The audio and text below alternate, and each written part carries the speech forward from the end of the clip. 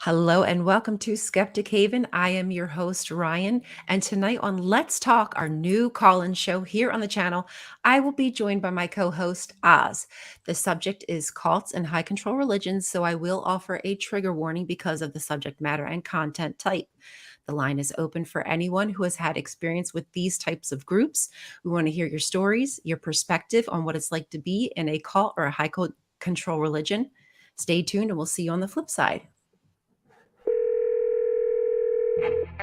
This is Skeptic Haven. Let's talk.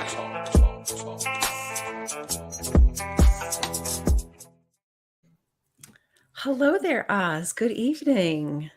What up? What up? How are you? I am doing great. It's awesome to have you here. Thank you so much for joining us. Thank you guys for inviting me. This should be fun. So it's always interesting talking about cults. Yeah, it probably can get heated. I'm guessing there's a possibility that that could happen.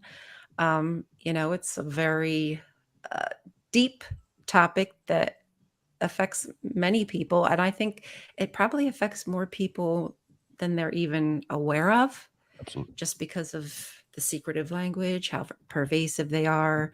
And people are so opposed to learning about them because they hear the word cult and they kind of put up their guard. So let me just tell everybody that this is a call-in show. It's a safe space for atheists and those questioning their beliefs or leaving religion, and anybody that wants to ask questions and have respectful discussions. If you'd like to give us a call, we would absolutely love to talk to you. The phone number is 984-789-4787. And from outside the US, call in from your computer using the URL that you see right there running across the screen. So yeah, we would love to hear if you've had any experience, and it might not even be a religious group. I mean, there's some groups that, like MLMs, that are just as culty and have these really toxic traits, like toxic spirituality, toxic positivity. So they can be super culty too. So if you have any, you want to talk about those, there's plenty of those going around. You can't scroll on TikTok without seeing some new MLM forming or some harmful thing that one of their charismatic leaders has said.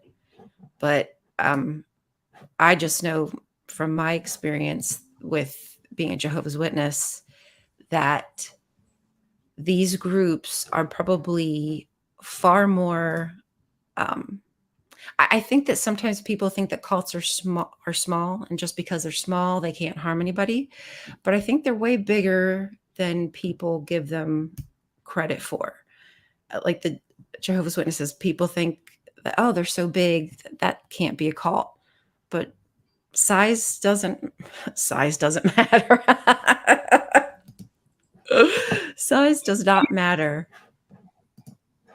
Yeah, and whether it's Jehovah's Witness or Latter-day Saints, I do think sometimes they get hand-waved, because of the number, but they affect a lot of people, a lot of communities, and there's a lot of, tragic stories that we hear when people exit, and how disgusting the indoctrination whole process is there. Yeah, for sure. I mean, there's kind of like this love bombing.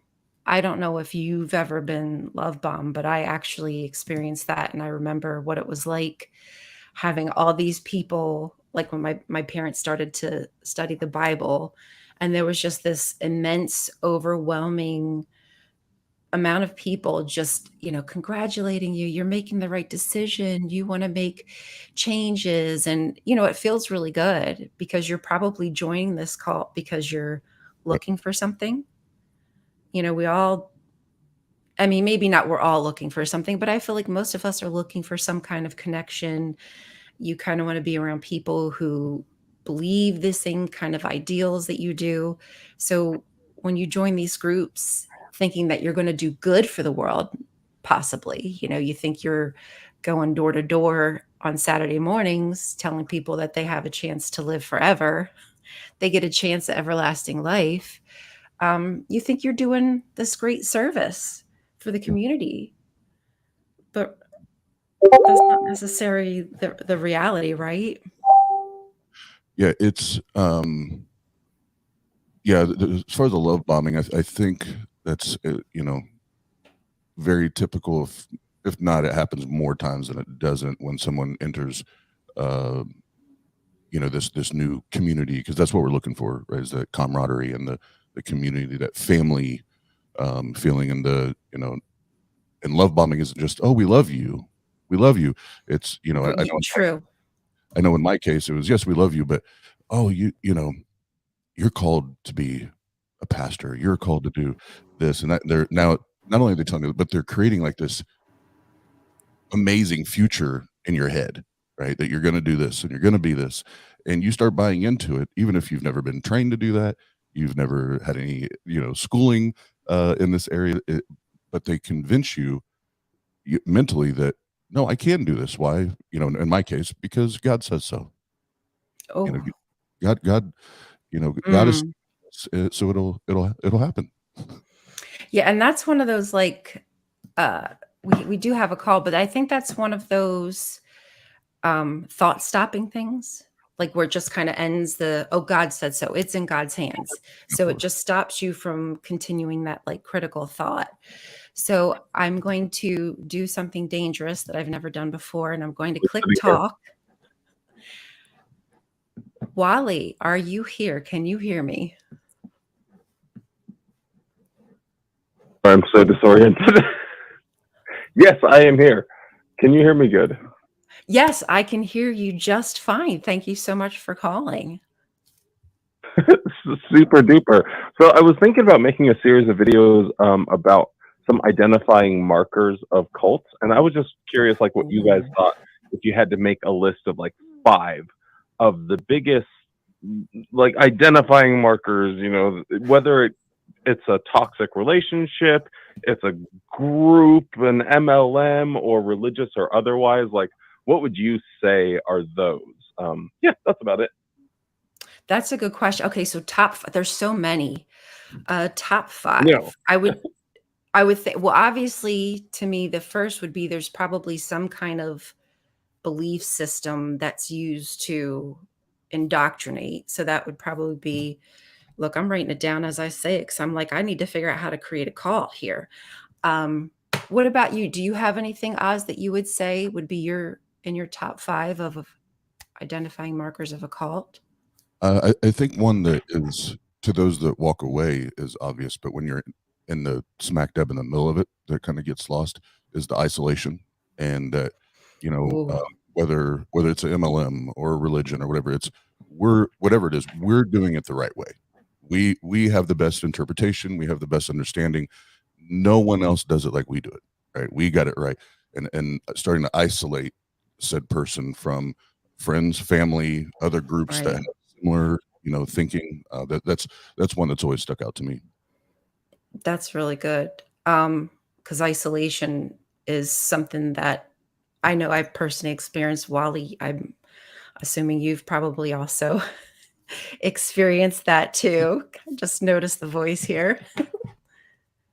I think Yeah, I mean, probably, I think that's like a really good hallmark, especially when it comes to like a really toxic, abusive relationship, is, they don't want someone having friends or anything, because those friends might be the people that give them the wherewithal to get out of that relationship, because they can like show you a text message or an email and be like, hey, this is kind of messed up, what do you think? And then they see the email like, yeah, you are in a really bad relationship. So that isolation is super, super important if you're trying to control someone. yeah, because just again, I'll say this probably numerous times, but just speaking from experience, I truly think that if I had friends who would dialogue with me like you all dialogue with me, I don't think I could have continuously had those thought-stopping thoughts. I think at some point I probably would have had to break through that, and I think that as a curious person, I naturally would break through, but since I always only had that echo chamber, it was easy to Well, this is probably another identifying marker is the amount of exploitation and manipulation. Like they're taking all of your time, all of your energy, your resources, any skills that you have. They're probably happy to take advantage of all of those. Anything else, And Oz? the weird thing where they demand the time, but they make Yes. you think that you're giving it voluntarily. It's like they don't require. It's not a quote unquote requirement, but it's like this sort of silent demand on your time. Right. Absolutely. And you do think that you're willingly wanting to just devote hours on end to not making anything, probably being bankrupt. I mean, maybe not financially, but physically and mentally giving everything you have to a religion that gives nothing back. And eventually that you just put yourself into a hole. Yeah. Can I use that in my video, mentally bankrupt? Because that's an absolute banger of an expression. That's right. You heard it first, people. Please take it from me. Yeah, absolutely. Mentally bankrupt. Mm-hmm. The other one that sticks out to me is and I know there's a proper term for this that I can't recall right now, but like the internal language, like they have a language within their community, their cult, that they use that are, whether they're slogans or just certain things that are unique to them and their group. And when you start using their language, you start to adopt their behavior, the way they Yes. talk. And like I said, I know there's a term for it that I can't recall right now, but that's another sign. Loaded language. Coded. Exactly. Yep. There's a What's so funny about Wally, that, what's Rod, is you go ahead, Wally. Oh, so I'm also ex Jehovah's Witnesses, and I am actually studying with witnesses. So they were here last Saturday, and I made the mistake of using a Jehovah's Witness term while they were here. They don't know I'm an ex Jehovah's Witness, and you should have seen the sparkle in their eyes when I started using their terminology. Because as soon as they thought, oh, wow, he used this phrase that only Jehovah's Witnesses use. Oh, my God, he's really becoming one of us. And it really brought down this sort of barrier. And I immediately recognized that I did it. And I corrected it right away and said the most offensive thing I could possibly think of to sort of counteract the acceptance that they were getting in order that I was using that type of language. But yeah, I never really realized how powerful the language was until that moment just last weekend. Yeah. I bet that was a very interesting look to see them go he's truly getting it. One of us. One of us. Oh man. Yeah, that's a bit creepy. But that coded language is it's riddled with the Jehovah's Witnesses. I'm sure it's riddled in the language of the Mormon. I mean, you name it. MLMs, right? It's not just one particular cult. They all do it. And there's a reason that they do it, because it's it's like a dog whistle in a way. It's like a different kind of dog whistle. I think car dealerships are cults, actually. They have their own loaded language that they use. It's actually wild. They have all of these different expressions that you would absolutely have no idea what the hell they're talking about unless you've looked it up before. Right. Yeah. And I think that sorry, no, Oz, please. I keep cutting you off. Please, you talk. No, you're good. Before I do forget, the other thing is this weird obsession that everyone should have an accountability partner, a coach, because it's the introduction to controlling the behavior, controlling the language, and MLMs have it. You have your own personal coach, which is usually the person that introduces you to the program or the business, whatever you want to call it. I know at least within the Christian church, the evangelical part, you have your accountability partner or whatever they call them now. Excuse me, but so they can keep a pulse, right? And they can, anything that you're saying or doing that doesn't quite fit under the programming, that they want to introduce you to, they're there to gently, but yet not gently, inform you that that's not how we behave. That's not how we talk, and they clothe it or cloak it, behind that love, all the love bombing that we were talking about. So it's all, kind of interweaves, but you'll find that a lot too, is that we all need that personal coach. That's Yeah. a good one. I didn't have that on my list, but that is so true. It's always It is. someone that is like a friend or a mentor figure that does like the soft correction. So it's not like they're slapping you over the face with the Bible. Right. They are doing like, oh, it's coming from a friend. It's coming from someone that I look up to. That's a good way to put it. I just turned my screen recorder on, so I might use that. Thank you. That is such a really good point, and it does make a lot of sense. I mean, we were just talking about a cartoon months ago, right, with the Jehovah's Witnesses, and they were constantly trying to partner up this young girl with the older person. And I'm not saying there's anything wrong with young people having, older, role model kind of people who are, can instruct kids, whatnot, like that. There's nothing wrong with that. But for that child, everything that adult is going to teach them, instruct them with, is always going to circle back around to accountability, staying with Jehovah, doing the right thing according to whatever the rules and regulation of the religion are. And like, wow, that really just kind of hit me, like how kind of gross it is. There's no real safe space. You're only going to be in that echo chamber.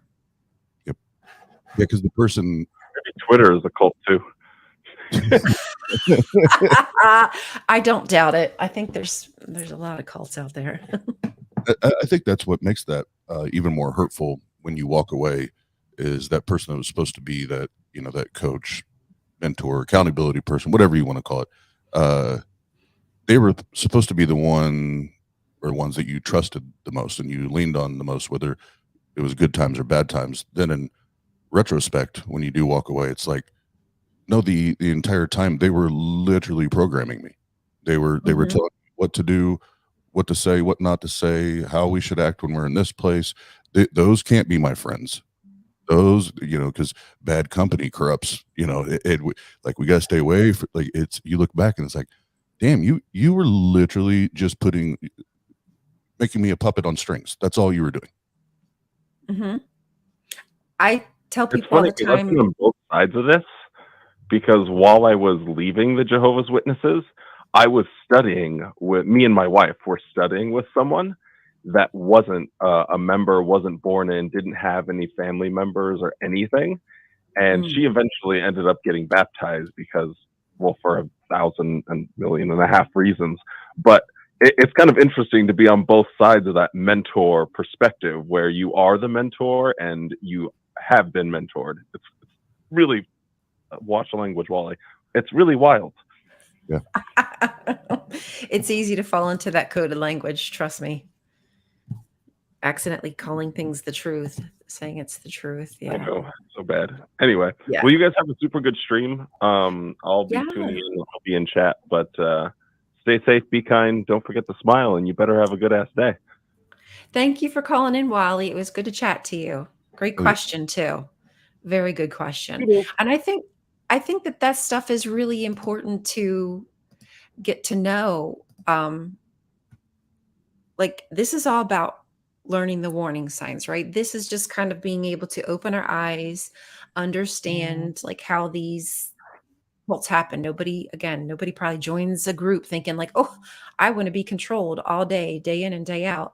No, but you can accidentally, this is the one time you can accidentally step into crap and it really go wrong if you're not careful. And that's thank you, Native Atheist. Thank you so much for your super chat. Thank you, Native It is Atheist. awesome. Hell yeah. Hell yeah. And because Ryan, I think both of us, I'm pretty confident in saying this, that nobody really told us what signs to look for.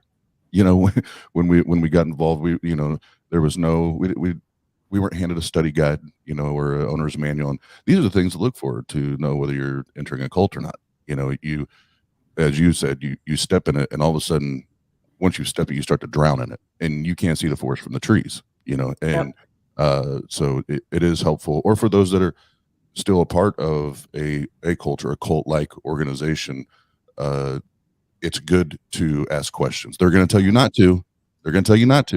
But the best thing, the healthiest thing, is to ask all the questions, because as soon as they refuse to allow you to investigate and to ask questions, you're in trouble.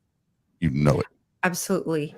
Actually, I think our next caller, they think evolution is dumb, and I kind of wonder if they are afraid to ask questions. Maybe that's the problem. Kent, can you hear me? Yeah. Good evening, folks. Kent Hovind here. I just wanted to comment. I think it's a little silly and maybe a little strange that you, Ryan, and who is this? Austin Oswald. I think I'm here to help, but I think that you talking about things like cults, a little bit silly. Okay, because really, evolution, that's the biggest cult that you could probably be in. Okay, and of course, you function in a way that has taxpayer money supporting that cult, teaching it to our kids at school. Okay, So I think it's a little talking out of both sides of your face here. Okay, I'm here to help. Okay, well, talking about someone talking out of both sides of their face. Have you paid your taxes this year? Oz, of course, I would expect an atheist to say something like that, okay? Because you really don't have anything that you can say of substance, because probably you can't even ground the ultimacy of the necessary preconditions, okay? I'm here to help. Did you make this phone call from prison? We didn't hear when you called in.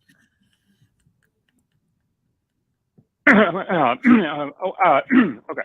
He might have ran out of time something on the oven. On his commissary.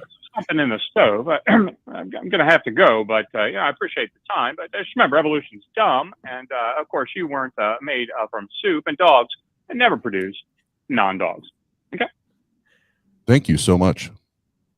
I do wonder if Kent might be onto something. I think that there's a possibility that anti-evolution is actually a cult. I think you might have the reverse there. I love you, Dr. Josh. We love you, Dr. Josh. We really do. You're the best. We appreciate you calling in, even when you're silly. We do have another caller. Let me see if I can. Boy, I'm doing so good tonight, Oz. I'm able to push the buttons. Stuff happens. Nick, are you able to hear me? An Ohio atheist. Yeah. Yes. I Awesome. hear you. Thank you for calling. Yeah. So you guys have know some me. experience? Committee. Come on. Yeah. So my experience is, 12 years of being brought into a group that seemed benign, but also really interesting and unique. I think the biggest draw was seeing people that seemed to really care for each other, seemed to really know everything about each other. I kind of wanted that because I was lonely at the time. And as I got more involved, I started to notice, hey, more and more of my life is being taken up by this. And it didn't bother me at first because I was so convinced that it was all.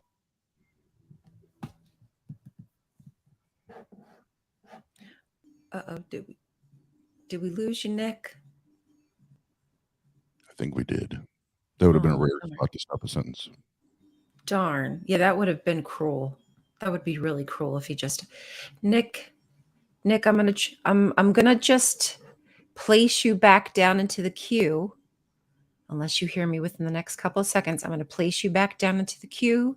I will not hang up on you. Hopefully the call will reconnect. You can always try back. I'm so sorry. It's not that we don't care about you, Nick. And just to kind of, hopefully Nick pops back in, but we kind of talked about this at the top, but that it goes from, like, this is cool, kind of being charitable with my time a little bit, and like, it's not really, they're not demanding that I do it, but all of a sudden there are these expectations, and I don't know if that's where Nick's going with this, but I know in my case and many others, at least within the evangelical world and even MLMs, I know this is something that happens all the time, where it's, you don't have to, but if you really want God to move, or you really, in the MLM case, you really want to be rich, and you really want to make all this money, you have to give that time, effort, money. Like, you have to give all of you to make all of everything happen, right? And so it's not a demand, but it is most certainly an expectation for your quote unquote success. Yeah. I just accidentally the other day, I'm just going to tell y'all what happened to me, and I thought it was hilarious. I came across Matthew McConaughey. I'm sorry, it's just so funny to me. I came across Matthew McConaughey, and hey, nothing against him. I love his acting, but he was doing this free one-time event, and he had all these self-help gurus, and it was it's touting how free it was, and how he might not have all the answers, but he knew some people who had some ideas, and where are we really going? Let's get our focus. And I was like, yeah, hey, that all sounds great. And then when I went to the event on that day, because I had to check back, you should have saw the price list for all of these things that they were offering. So it's like, sometimes it just, too good to be true is really just too good to be true. Sorry.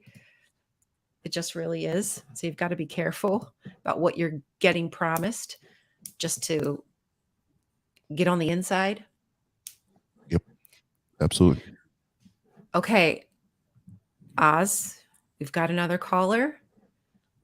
Let's see if the magic goddess have her powers together tonight. James, are you with us? Hello. I'm Hey, here. James. Thanks for How calling. you doing, Ryan? I'm doing great, thank you. I'm here with my buddy Oz. What's up, James? What's up, my man? Chilling. So you have a question for us tonight, James. So yeah, being you and I have both left the cult ourselves, I wanted to kind of pick y'all's brains about what you think would be some good advice for people who want to leave these cults. That's a really good question. Do you want to jump in, Oz? I know I have something, but if you want to jump in, if you've got something. Yeah, mine's quick. I think the and I shared this earlier, the quickest way to I guess get to the root of it, or start to watch the walls start to crumble, is start asking all the questions. Show that you're skeptical, show that you have questions, because you will watch them fold up, clam up faster than you can blink. And then, because we used to say it on our channel all the time, truth does not interfere investigation. If what you hold is true, accurate, real, whatever, you should have zero problems with me pushing back or asking as many questions as I want to. So I think that's probably for me, in my opinion anyway, is a tried and true way of dispelling the BS. Absolutely. Questions are, that's probably the top thing. That should probably be the first thing that you should start doing, is not be afraid, like lose the fear to ask the questions. But for me, I think one of my biggest portions of like my healing journey is the community, like finding friends. Like James is a friend of mine who's called in. Oz, I mean, there's people in the chat who I consider friends, who I talk to on a regular basis. And community has really given me a lot of support It's helped me see that I'm not alone, that there's a lot of parallel, like similar kind of things happening between all of us. There's like this one common denominator, and it's, having your life intimately controlled inside and outside. So for me, community has been a huge blessing. I thank everybody in the chat, everybody who's followed my journey. Yeah, that's a huge part of it. Yeah, James, absolutely. I was going to say, I completely agree with all that. Let me ask you, James, because Oz mentioned questions, which is, again, super important. Was there any time where you had asked questions when in your call and you now know that you really didn't get an answer? Oh, absolutely. I actually, one time when I was early in my phase of doubting the religion, and for those who don't know, I was a Jehovah's Witness like Rion. I went to the elders one time because their foundational doctrine of 1914 wasn't making sense. It wasn't adding up. All their convoluted explanations just never, ever added up. And I remember asking the elders to come and try to explain it to me and, help me wrap my head around it. Well, I had a couple elders come to my house, and all they did was go back through the same literature, the same mumbo jumbo that we got for years from the organization itself, trying to explain it. And when they left, I had no better explanation than before they came. Right. But the problem was they used the literature from the organization. They didn't bring anything in from outside sources to show, hey, this is how we know it. This is how we can prove it. No, we're just going to prove it by our own twisted reasoning. Right. I think that education is probably one of, for the cult itself, us, like its members, being educated is probably a super scary thing for them, because obviously the more education that and ideas that we get to hear and learn about, it kind of starts, I feel like you naturally want to distance yourself from the really harmful ideologies that they just don't make sense. Exactly. I definitely and the problem is inside the cult, though, if you go and question too hard, especially when they don't have any sort of truth, like Oz was just saying, they're gonna ostracize you and put a mark on you as being a bad person within that group almost immediately just for questioning. Yeah.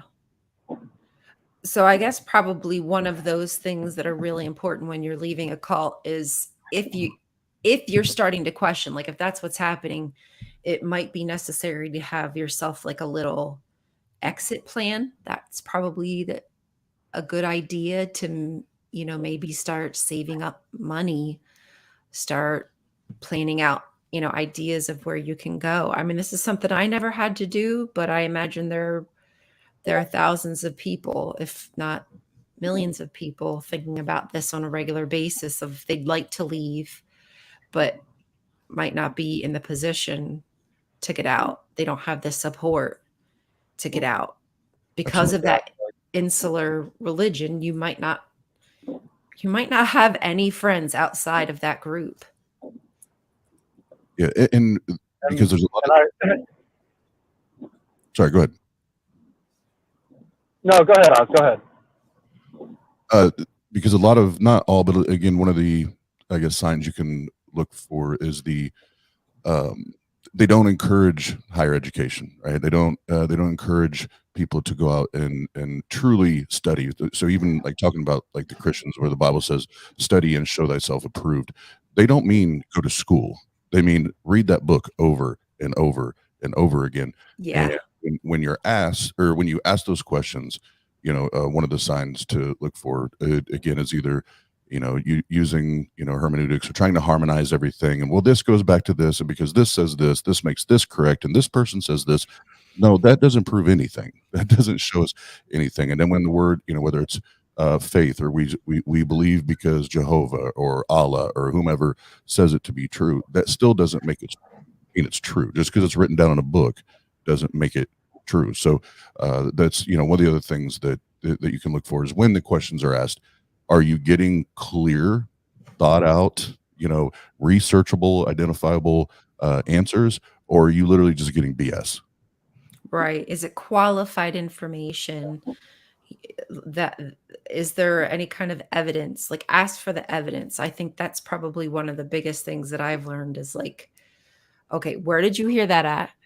Like, I want to see that exactly, and to know if it's a reputable source, because half the time it's not. Yeah. Yeah, it was just like my friend the other day I was telling you about, Ryan, who texted me, and we were talking about the Norway thing, and he texted me with the website from Bitter Winter. And for those of you who don't know, it's a terrible website from a cult apologist. Right. So sources are definitely important when, searching for information and making sure that they're accurate. Yeah, vetted information. I mean, that not apologetic information. Like Bitter Winter is an apologetic website that's geared towards paying sympathy towards the Jehovah's Witnesses, painting them as the victim when the organization is the perpetrator. Yeah, so absolutely making sure that you're not just looking at a website and, oh, that looks real, and you find out it's The Onion. Is that what that one's called, The Onion? And it's a fake one, and people share it, and they're like, oh my God, it's real. Like, no, it's actually satire. Not real at all. So I don't know. So James, how long have you been free from the cult? I'm coming up on 5 years up here now in August. Congrats. That's awesome. And would you say, like, for those who are in the middle of the stickiness right now, would you say that it gets easier? It does. Absolutely it does. Your life is going to be hectic when you leave.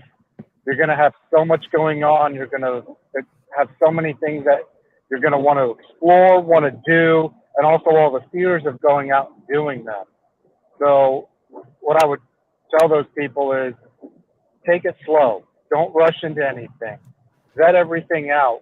Make sure that whatever you do is right for you, but there's no need to rush into anything either. So just take it as you can, make your plans like you said, and,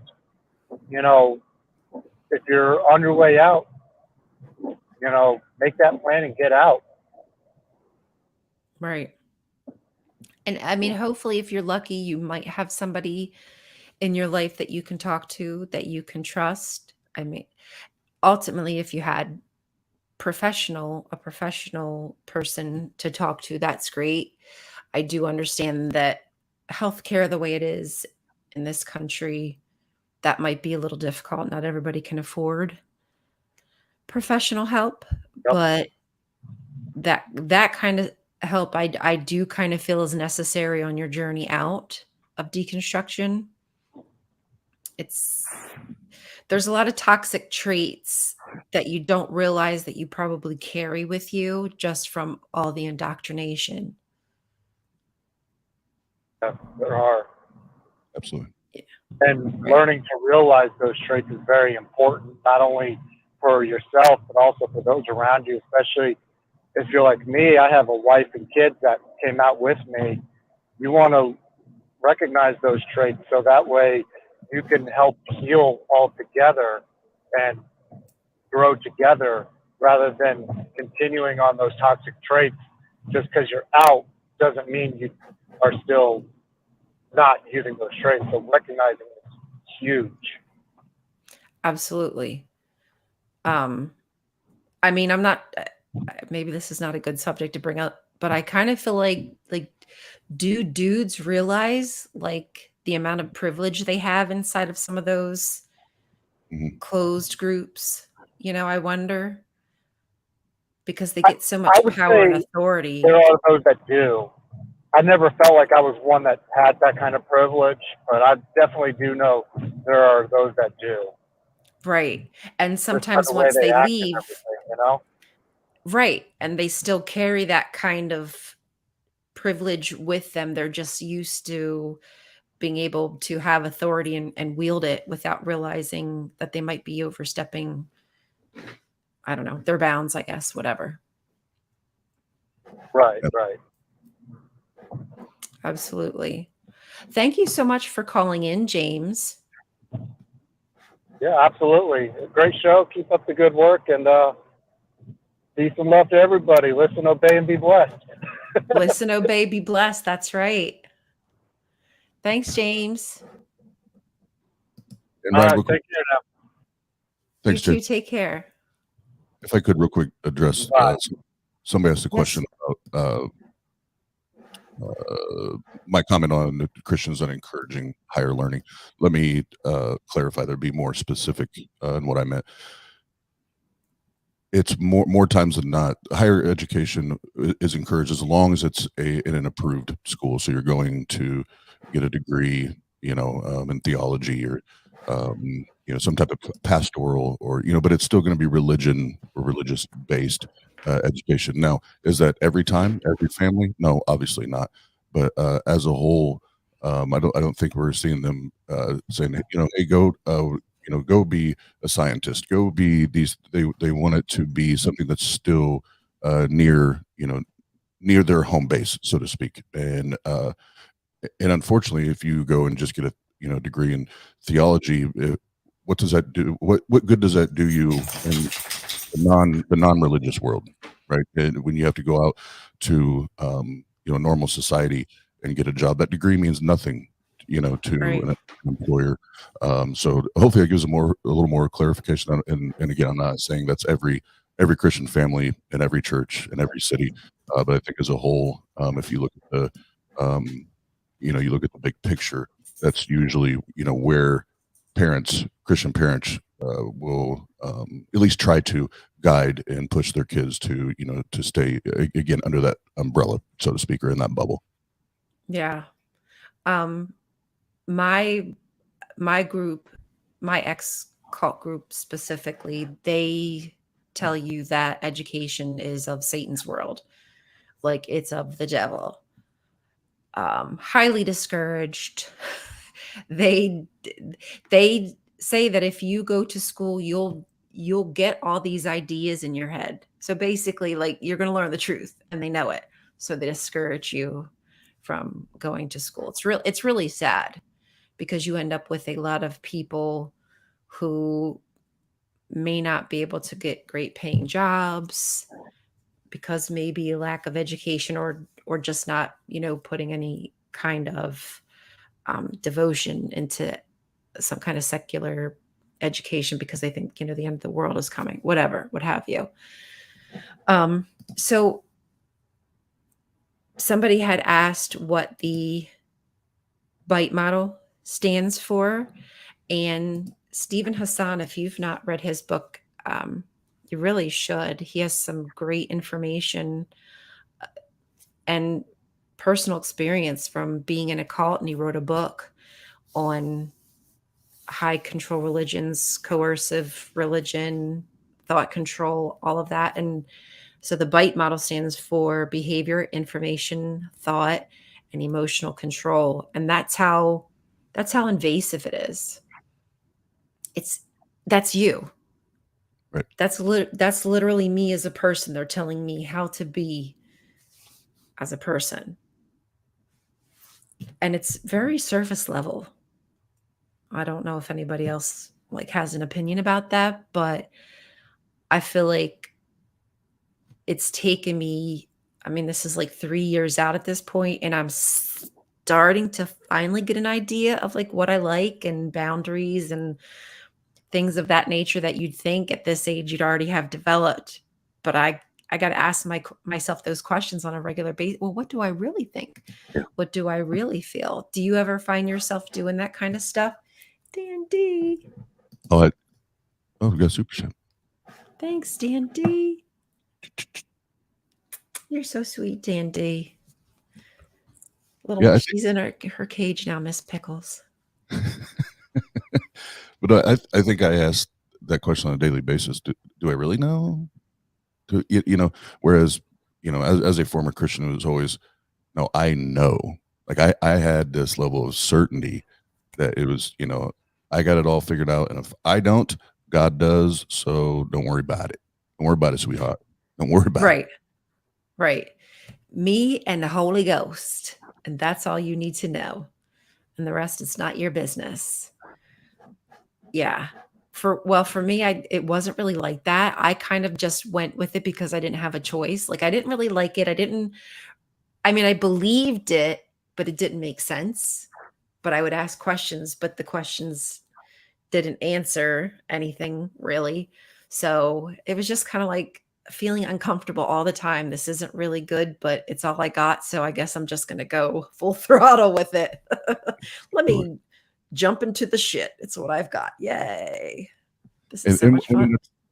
And you get to the point when that's all you know, because that's all you have at that state, where at whatever stage of life you're in. That is the scary part of the thought of walking away or leaving is, this is what I know. This is what I'm comfortable with. And maybe I can just keep at least pretending that it's true, as long as I feel like I still belong, or this is something that brings comfort as far as the structure of my day-to-day life, because we all fear the unknown. We all fear the unknown, so that structure that's there and everything. We're a creature of habit. Mhm. Some people aren't. Some people are just like fly, and I get that. But for a lot of people, it makes them feel better to have structure, to have something that they're doing normally. So, traditionally, different kinds of spiritual rites, ceremonies, whatever, were probably very cathartic to people. It's probably why they did them in ancient time. Well, they were doing them because they thought they were appeasing the gods, but there's probably like a satisfaction you get from completing a task. Okay, I've given it up to the gods, whatever they're saying back in ancient times, you know what I'm saying? But yeah, there was probably something that was kind of healing in that. You've taken control, you're putting together your spell, what have you, and performing your ritual, and there it goes. So I can see where that would be helpful to a person, and why you'd maybe want to have something like that in your daily life, as schedule, whatever. I think where I draw the line is where like it has to be done. Mhm. Like, no offense, but I don't want to be praying to a dude like frickin' 5 times a day. Like, that's just not cathartic to me, because now it's a have to do. So Right. it's not something I want to do. I have to do it. That's different for me. I don't know about you, but that wouldn't be fun.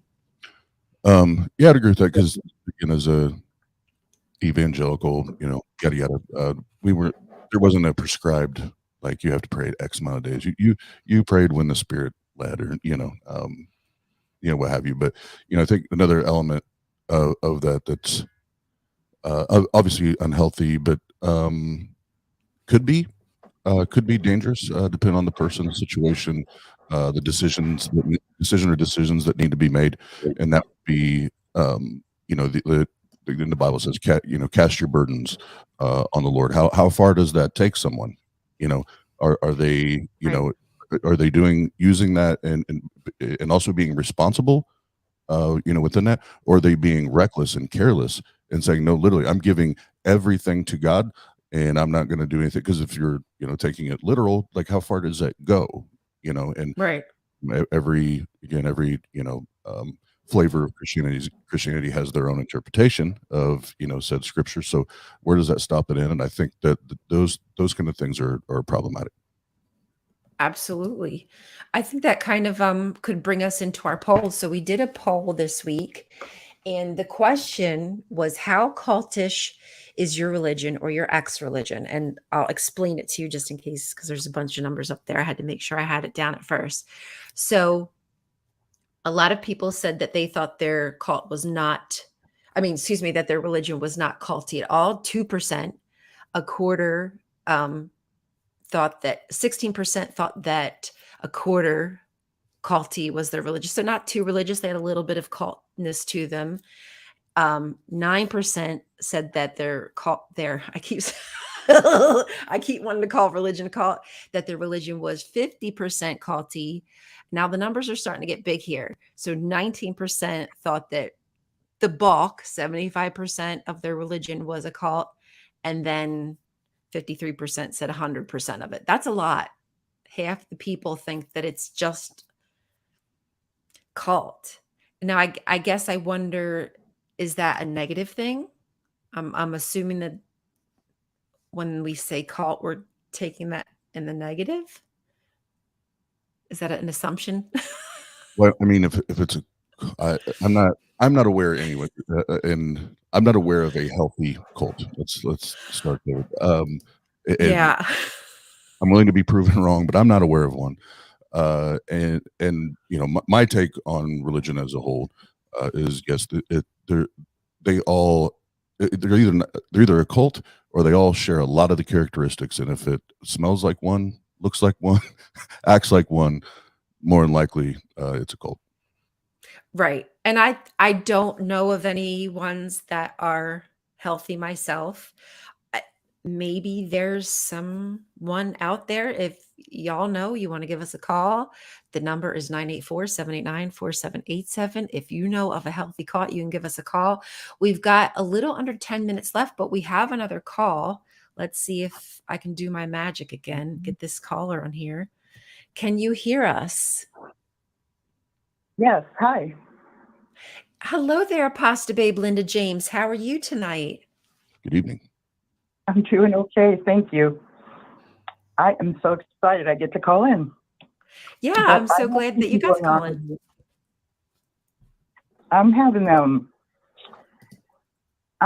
I'm wanting to ask both you and Oz, when you have a loved one die at this point of your spiritual journey, how do you mentally and emotionally go through that? I mean, I see myself as agnostic. I was a Christian for many years, and then before that, I was a Jehovah's Witness. But today, I'm more of an agnostic. I don't believe in that God of the Bible, dude. So, you know what I'm saying? I'm not even sure how to ask the question, but Oh, I understand. I do think like that is it's a very important topic, because we're given this idea of what happens to us after we die. And then once we leave like that belief system behind, what's next, right? I think ultimately we all go like, oh, well, what's next? yeah, I don't know. For me, yeah. what I do to try to make myself comfortable, I've lost so many friends over the past like couple years. I'm sure a lot of people are going through that same thing, but like I do little rituals for them. Like I light candles, I light incense. I still talk to them, you know, as if they're here. And I mean, I know that the brain is a miraculous thing, and when it's our time to go, I really think our brain is going to protect us, and I don't think it's going to be scary. I think that the brain knows what it's doing. And that's kind of my safe space, is just knowing my brain is going to take care of everything for me, and I'm going to be fine. And while I'm here, and now that I know that I'm free, like I'm doing my best to focus on the here and now and what I can control, and trying to be more appreciative of the relationships that I have and contacting people, which is really difficult, but that's what's working for me. I know that's probably not the greatest answer. Oz, do you have any when it comes to like I hear death what you're and stuff? saying, and I hear what I'm hearing you say is coming from a place of you facing death someday.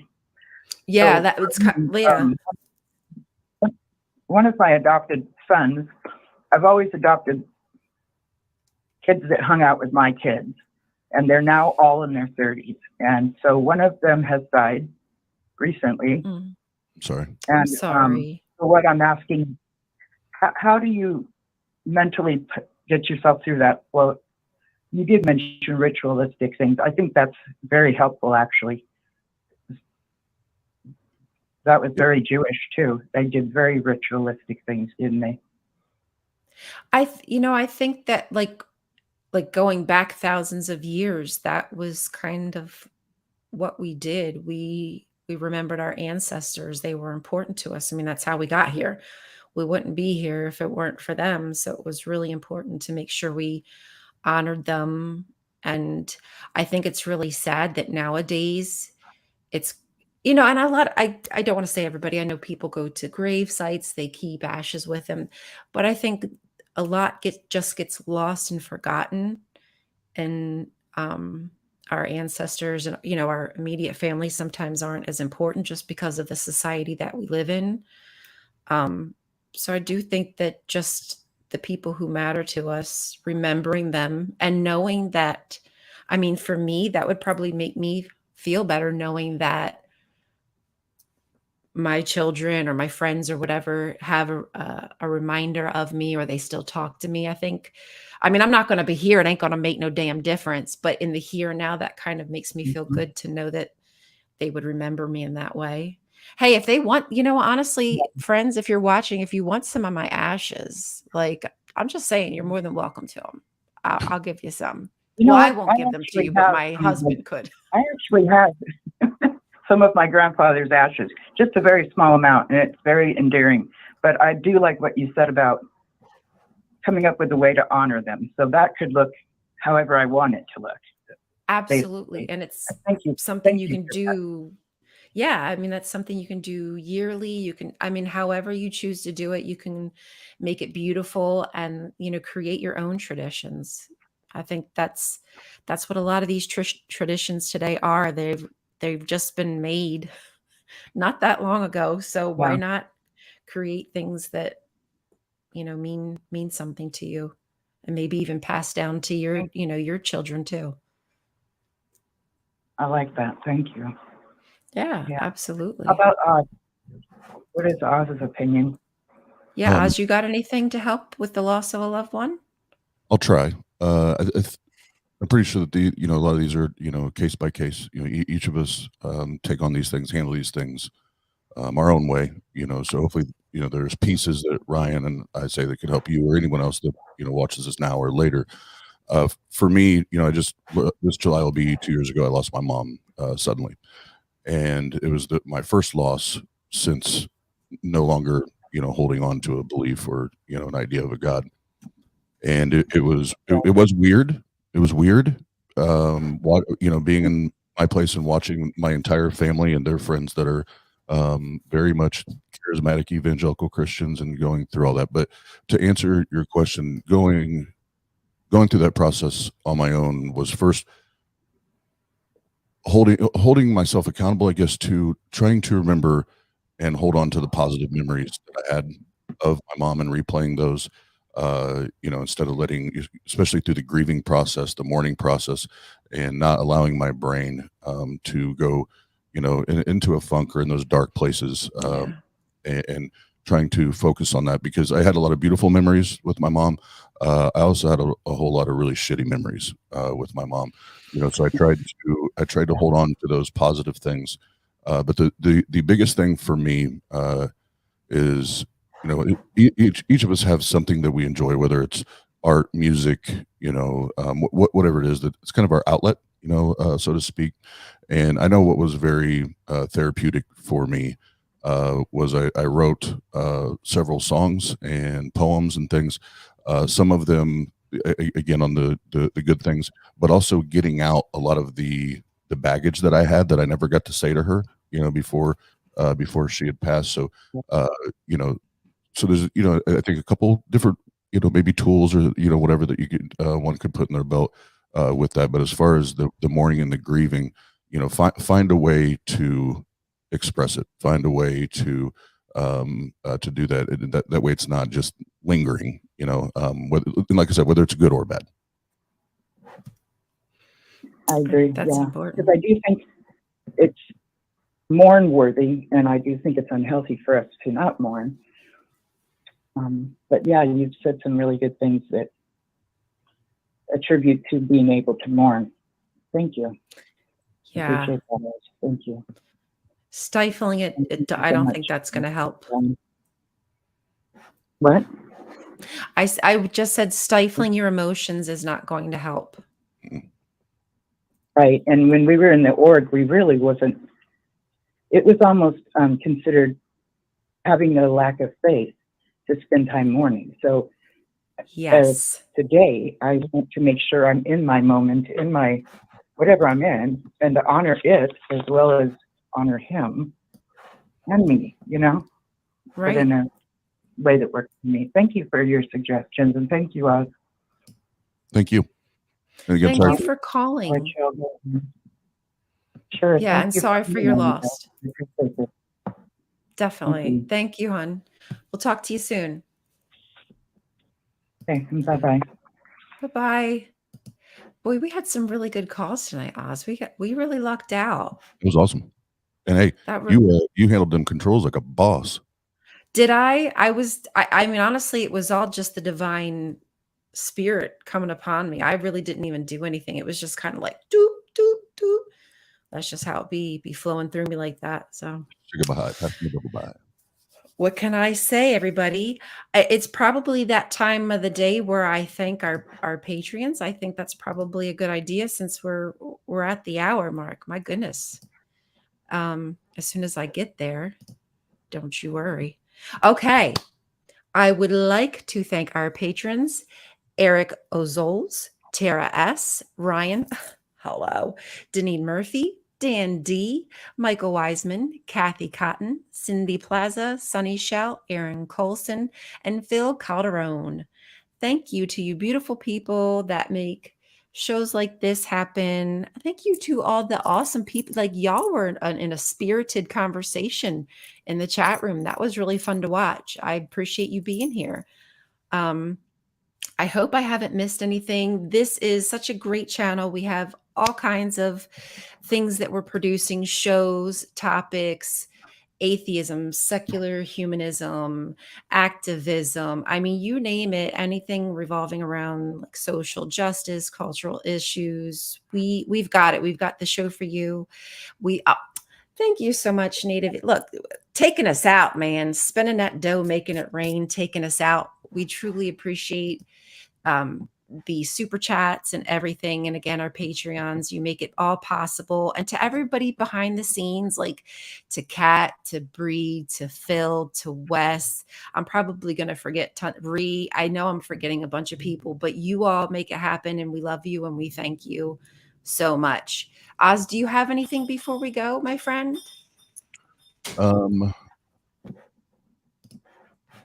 Well, Yeah. sorry, I got distracted by the private chat. Well, again, thanks for having me. Everyone here at Skeptic Haven, and I think a lot of you know me, but my name's Oz. Jen and I operate. Well, it's now formerly the Atheist Network Group. Now the Flavor. Go check them out. The Flavor, and you probably noticed I am on my best behavior when I'm on other people's channels. I was wondering. I'm a tad more, let's say, spicy on my channel, but I do behave very well in other people's channels. But again, thanks for having me. Great conversations. Thank you for all the callers. Those are awesome. Yes. Please make sure everybody you go follow Jenna here in our chat room. You see her, Jenna BFA. Follow our buddy Oz on the Flavor. It's an awesome Atheist Network group. Lots of similar ideas, right? We all have the same goal here. I think I'm gonna take us out, everybody. Thank you again to everybody in the chat.